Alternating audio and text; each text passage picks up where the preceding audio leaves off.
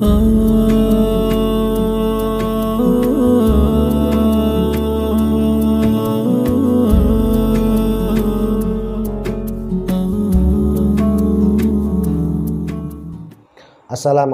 warahmatullahi wabarakatuh. Alhamdulillahirabbil alamin.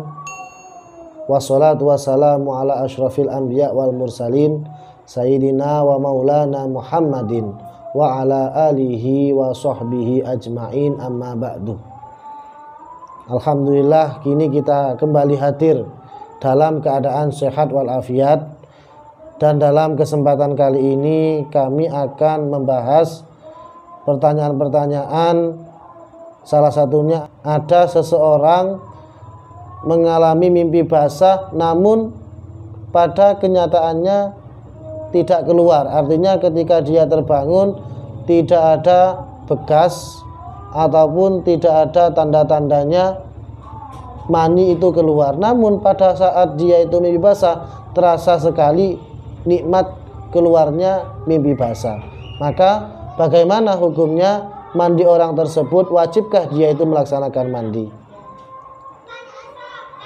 Perlu diketahui bersama bahwa keluarnya mani itu bisa menyebabkan dan termasuk salah satu yang menyebabkan wajibnya mandi, baik dengan cara keluarnya dengan cara bersenggama ataupun dengan cara mimpi basah. Namun al-ibrah yang dianggap dalam keluarnya mani yang bisa mewajibkan mandi adalah memang dalam kasus ketika dia itu mimpi basah keluarnya mani secara real, artinya dengan ada tanda-tandanya tersebut itu. Maka seperti ibarat yang dalam kitab Majmu' juz 2 Syaifah 142, ibaratnya begini: fa ini talama walam yaro almania. Ketika ada seseorang mimpi basah tapi dia tidak melihat mani, ausyaka hal kharaja min, atau dia ragu apakah mani ini keluar dari aku atau tidak, maka lam yalzamhu al ghuslah, maka dia itu tidak wajib mandi.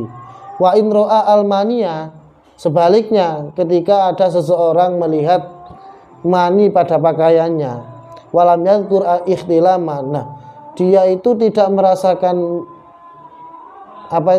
mimpi, tidak merasakan mimpi basah, tapi ketika dia bangun ini tidak ada maninya, ada bekas maninya, lazimahu al-ghuslu, maka orang tersebut itu wajib mandi. Jadi kita pahami dari ibarat ini al-ibrah, jadi yang dianggap itu bukan mimpinya, tapi yang dianggap itu adalah keluarnya mani. Diketahui dengan ada bekas-bekasnya tersebut ketika dia itu bangun, sehingga ketika dia bangun tidak ada bekas yang keluar, tidak ada bekas keluarnya mani, maka dia itu tidak wajib mandi.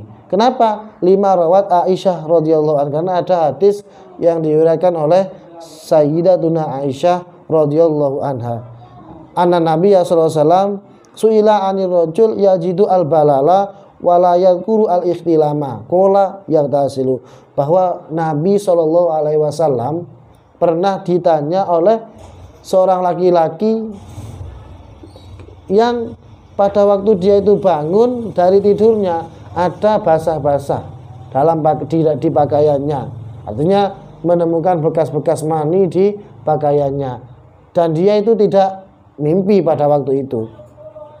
Maka Nabi SAW menjawab pertanyaan tersebut, yaghtasilu, maka orang tersebut wajib mandi.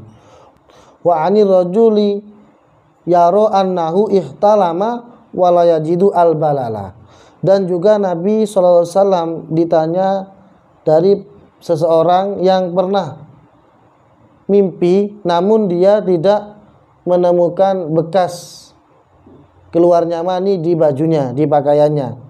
Maka Nabi SAW qala la ghusla alaihi. Jadi dari hadis ini mempunyai kesimpulan bahwa yang menjadi ibrah, yang menjadi tolak ukur dia itu wajib mandi ataupun tidaknya, ketika memang nyata-nyata keluar mani ataupun ada bekas-bekas setelah dia itu bangun daripada tidurnya. Dan juga perlu diketahui ada ibarat yang semacam ini. Walau ro'a fi firashihi au thau bihi maniyan. Ketika ada seseorang melihat pada tempat tidurnya ataupun pada pakaiannya melihat mani, la yahtamilu annahu min ghairi, dan mani itu tidak dimungkinkan bahwa dari orang lain.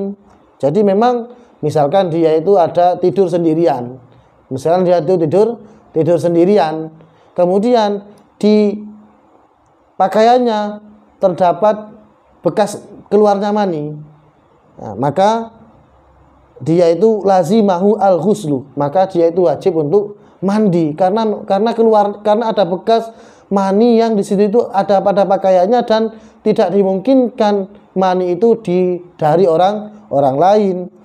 Wa ini tamala kaunuhu min ghairihi, apabila adanya mani itu dimungkinkan dari orang lain, wa kaunuhu minhu, dan juga ragu apakah ini dari saya ataupun tidak, maka sunnalahuma al-ghuslu, maka sunat ketika ada kemungkinan yang semacam itu adalah sunat untuk mandi. Jadi misalkan dia itu dalam forum, dalam tidur bersama teman-temannya, tapi dia itu pada waktu tidurnya tidak merasakan mimpi, dan pada waktu dia bangun ada bekas mani di bajunya, di pakaiannya, maka dia itu sunat untuk mandi. Kenapa? Karena dimungkinkan adanya mani yang ada di pakaiannya tersebut itu bisa dari orang lain ataupun bisa kemungkinan juga dari dia. Karena ada unsur keraguan, ini adalah hukumnya mamang. Tapi kalau memang tidak ada kemungkinan, meskipun dia tidak mimpi, maka dia itu wajib untuk melaksanakan mandi. Wallahu a'lam bishawab. Sekian, terima kasih. Kurang lebihnya mohon maaf. Assalamualaikum warahmatullahi wabarakatuh.